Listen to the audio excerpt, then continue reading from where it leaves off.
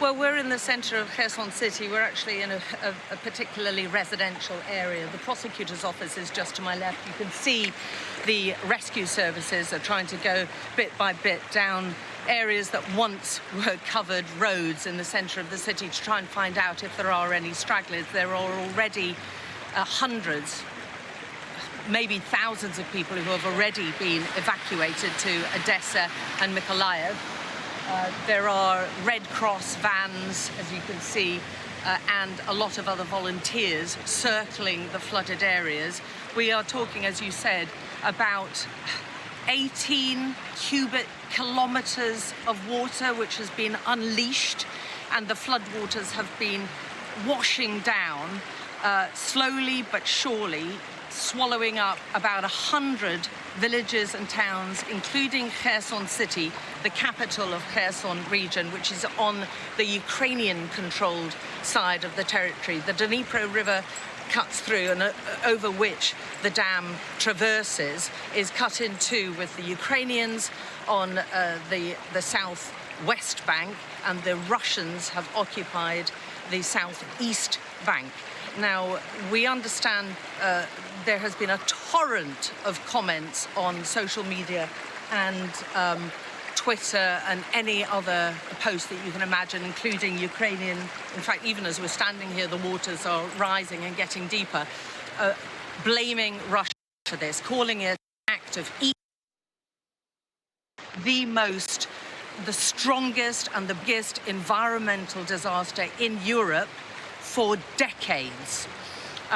President Zelensky has been not only very active on his own Twitter handle, but also addressing the Bucharest Nine, his East European partners, calling on them once again and calling on the world to back Ukraine, to back their entry to join NATO, and very firmly saying that Russia is responsible for this, calling it a terrorist act, saying it's equivalent to deploying a weapon of mass destruction, and saying quite categorically that there is no doubt in his mind and in the minds of the Ukrainians that the Russians were responsible for laying mines, and the explosion went off inside the dam structure. And of course that contravenes key articles of the Geneva Convention and international law, and would constitute a war crime, bombing or exploding, destroying a structure which supplies water to millions of people, drinking water, as I say, on both sides of Ukraine-controlled territory and Russian-controlled territory.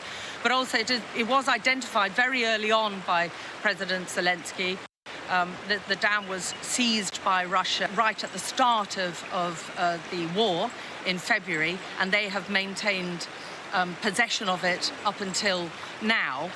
President Zelensky warned in October and urged the West to take action to try and protect the dam, because he warned then that he feared it would be used as a weapon against civilians.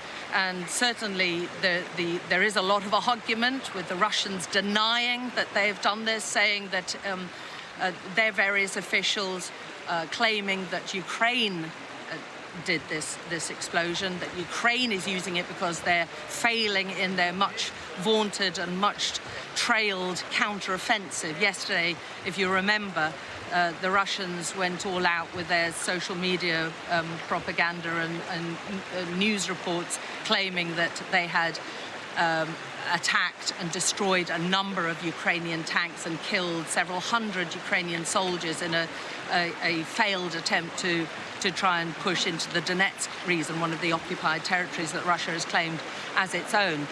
But I think to answer that question, who is responsible, clearly the Ukrainians have most to lose by this. It is going to hamper any possible counter-offensive, because it's tying up a huge amount of resources, including emergency services. It's flooding a huge area of southern Ukraine, much of which is dependent on agricultural exports, drinking water, supply of energy. The destruction of the Novokakhovka hydroelectric plant supplies energy to millions of people in South Ukraine. But also on the other side, from the Russian point of view, their cities and their villages under the Russian-controlled area are also affected. We've seen pictures coming out of Nova Kakhovka itself showing the main area, the main square, flooded as well. And of course, this water, the water from this dam, the water from the reservoir, not only is used for the cooling towers in the Zaporizhzhia nuclear power plant, which is to the north, also under Russian control, but also supplies drinking water to those in Russian-occupied Crimea in the south. And that will obviously have a big impact on those residents there, and indeed on hundreds of thousands of civilians.